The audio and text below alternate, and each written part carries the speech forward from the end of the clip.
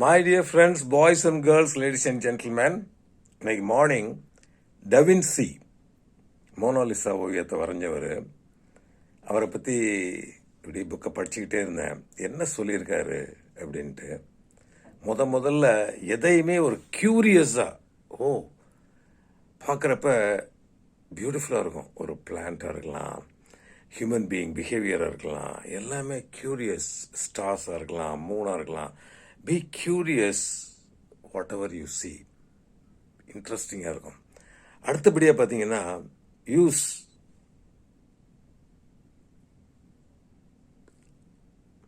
Your 5 census.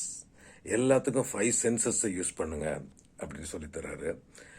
அடுத்தபடியாக பார்த்தீங்கன்னா action, do it in action, not just listening. ஆக்ஷனில் அதை பண்ணுங்க அப்படிங்கிறாரு. அடுத்தபடியாக கம்ஃபர்டபுள் வித் அன்கம்ஃபர்டபுள்.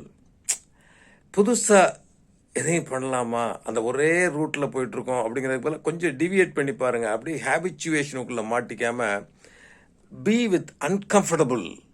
அப்போ யூ கேன் ரியலி லேர்னுங்கிறாரு. மைண்ட் அண்ட் பாடியை ஃபிட்டாக வச்சுக்கணுங்கிறாரு. அப்போ தான் you can do lot of things. எல்லாத்தையும் கனெக்ட் பண்ணுங்கிறாரு. ஒரு காரியம் நீங்கள் செய்கிறீங்கன்னா ஒன்றுக்கு ஒன்று கனெக்டாக இருக்கணும். நல்லா அது இருந்துச்சு. வேஸ்ட் எவ்வளவு நம்ம பண்ணுறோம், இந்த தேவையில்லாத வேஸ்ட்டை எடுத்துட்டாவே நல்லாயிருக்கும். உங்கள் பண்ணுற ஆக்ஷன் உங்களுடைய வாட் யூ வாண்ட் அதுக்கு ரிலேட்டடாக இருக்கா அப்படின்னு பாருங்கள். தேவையில்லாத பண்ணாதீங்க.